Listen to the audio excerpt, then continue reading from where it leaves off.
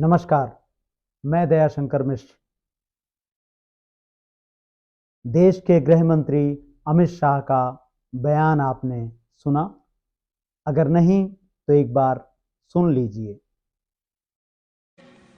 अभी एक फैशन हो गया है, आम्बेडकर आम्बेडकर आम्बेडकर आम्बेडकर आम्बेडकर आम्बेडकर। इतना नाम अगर भगवान का लेते तो 7 जन्मों तक स्वर्ग मिल जाता। बहुत साफ है कि अमित शाह ने कहा कि अंबेडकर अंबेडकर अंबेडकर अंबेडकर अंबेडकर का नाम लेना एक फैशन हो गया है।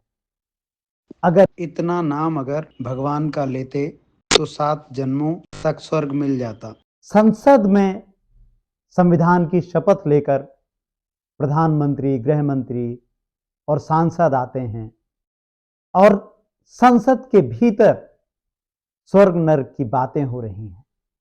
हम जिस संविधान के कारण आज बराबरी पर खड़े हैं, बड़े से बड़ा उद्योगपति, देश का एक बड़े से बड़ा व्यक्ति जिसके पास आपसे करोड़ों अरबों रुपए ज्यादा संपत्ति हो सकती है, नागरिक के तौर पर आपसे ज्यादा उसके पास अधिकार नहीं हो सकते।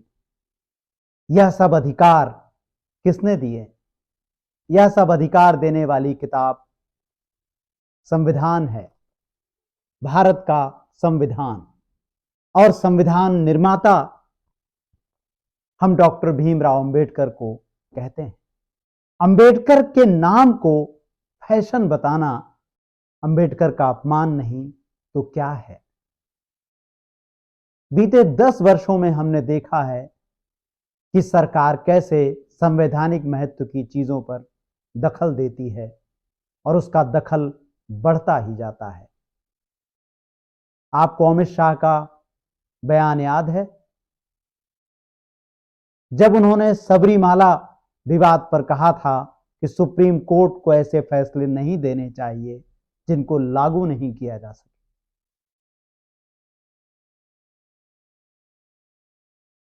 तो सुप्रीम कोर्ट को कैसे फैसले दिए जाने चाहिए, कैसे फैसले देने चाहिए? क्या ऐसे फैसले जो मनुस्मृति में लिखे गए? ये स्वर्ग नरक की बातें इस मनुस्मृति के भीतर हैं। मनुस्मृति बताती है कि आप ऐसा काम करेंगे तो आपको स्वर्ग मिलेगा, आप वैसा काम करेंगे तो आपको नरक मिलेगा। और इसके सारे स्वर्ग उस जाति के आधार पर हैं जिसके आधार पर एक नागरिक ऊंचा है और एक नागरिक के लिए कोई जगह ही नहीं है। अमित शाह का यह बयान बताता है कि उनका झुकाव कहीं ना कहीं बहुत स्पष्ट रूप से अब सार्वजनिक रूप से प्रकट हो गया है कि मनुस्मृति की ओर है।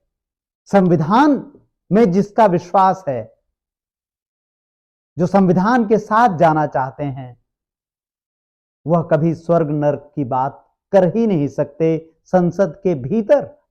यह सब बातें तो वो लोग कर रहे हैं जो बीजेपी का नाम लेकर बीजेपी के साथ हिंदुओं को जगाने की यात्रा कर रहे हैं। एक बार फिर सुनिए कि अमित शाह ने कहा क्या था। अभी एक फैशन हो गया है, आम्बेडकर आम्बेडकर आम्बेडकर आम्बेडकर आम्बेडकर आम्बेडकर। इतना नाम अगर भगवान का लेते तो 7 जन्मों तक स्वर्ग मिल जाता। आपने सुना किस तरह अंबेडकर को फैशन बता रहे हैं। लेकिन इसके बाद क्या हुआ? जैसे ही विपक्षी पार्टियों ने इस मुद्दे पर बात शुरू की, इस मुद्दे पर विरोध शुरू किया, अमित शाह ने इसके लिए माफी नहीं मांगी। अमित शाह ने इस पर खेद नहीं जताया। उल्टे अमित शाह ने एक प्रेस कॉन्फ्रेंस की और उन्होंने कांग्रेस पर अंबेडकर के अपमान के आरोप चढ़ दिए। इससे बड़ी तानाशाही और क्या होगी? कि आप अपनी गलती के लिए, जिसे राष्ट्रीय टेलीविजन पर दुनिया भर में करोड़ों लोग देख रहे हैं, देश में विदेश में, उसके लिए आप क्षमा नहीं मांग सकते, उसके लिए आप माफी नहीं मांग सकते। प्रधानमंत्री नरेंद्र मोदी खुद अमित शाह के बचाव में आ गए और उन्होंने 6 ट्वीट किए जिसमें उन्होंने कांग्रेस को कोसने का काम किया। आज के अखबार के हेडलाइन बता रहे हैं कि मोदी ने किस तरह से कांग्रेस की आलोचना की। अगर कांग्रेस ने कुछ गलत किया है तो उसकी आलोचना होनी ही चाहिए, लेकिन जब बात गृह मंत्री के अपमानजनक भाषण की हो रही है तो उस विषय में सीधे सीधे बात करनी चाहिए थी प्रधानमंत्री को। लेकिन ना तो प्रधानमंत्री ने ऐसा किया, ना गृह मंत्री ने ऐसा किया, और अब पूरा उनका मीडिया खड़ा हो गया है और जो बता रहा है कि असल में कैसे गृह मंत्री के भाषण को तोड़ मरोड़ कर दिखाया गया। जबकि आप स्पष्ट देख सकते हैं उन्होंने पहले अंबेडकर के नाम लेने को फैशन कहा और उसके बाद फिर आगे बढ़ गए भाषण में। उस दौरान भी उनको इस बात का बोध नहीं हुआ कि वह अंबेडकर का अपमान कर रहे हैं।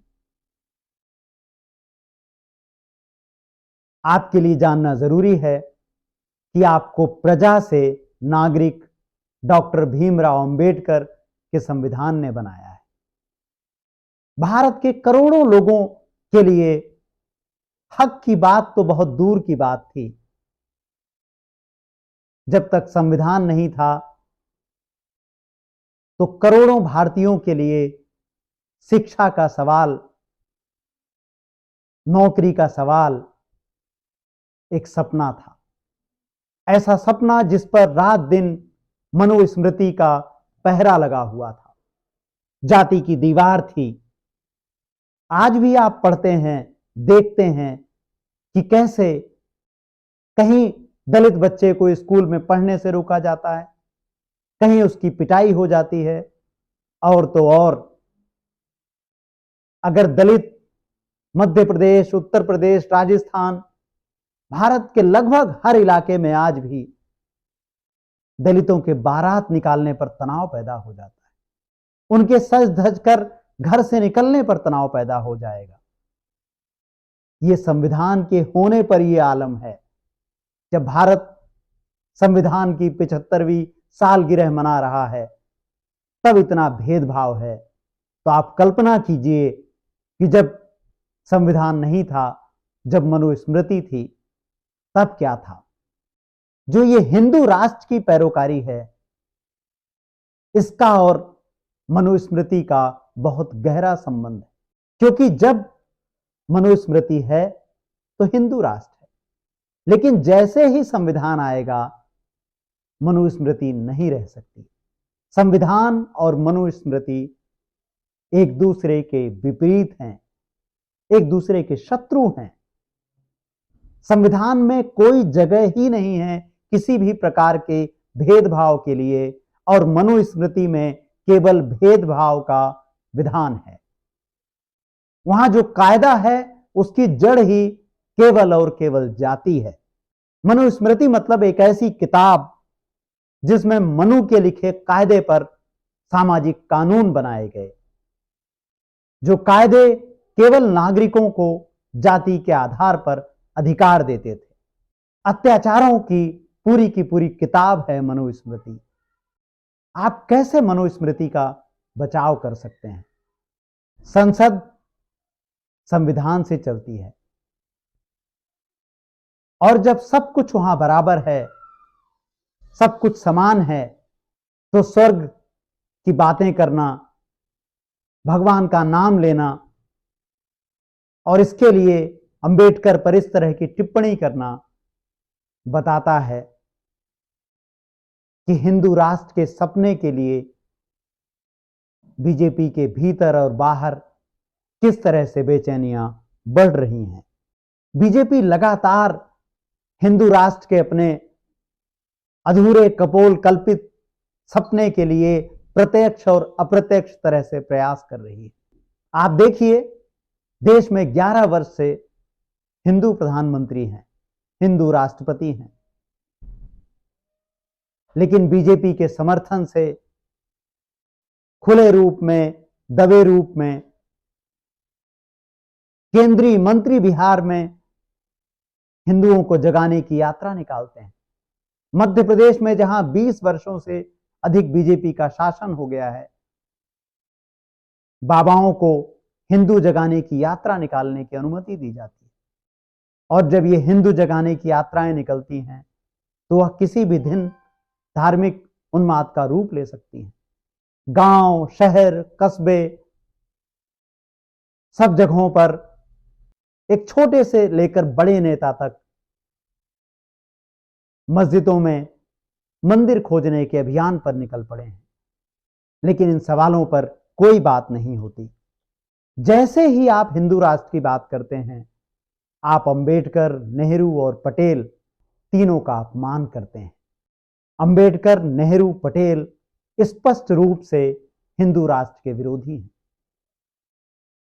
पटेल, जिनका नाम लेकर बीजेपी अपनी राजनीति चमकाने की लगातार कोशिश करती है और उनको नेहरू के विरोध में खड़ा करती है, वह स्पष्ट रूप से कहते हैं कि हिंदू राष्ट्र नहीं चाहिए।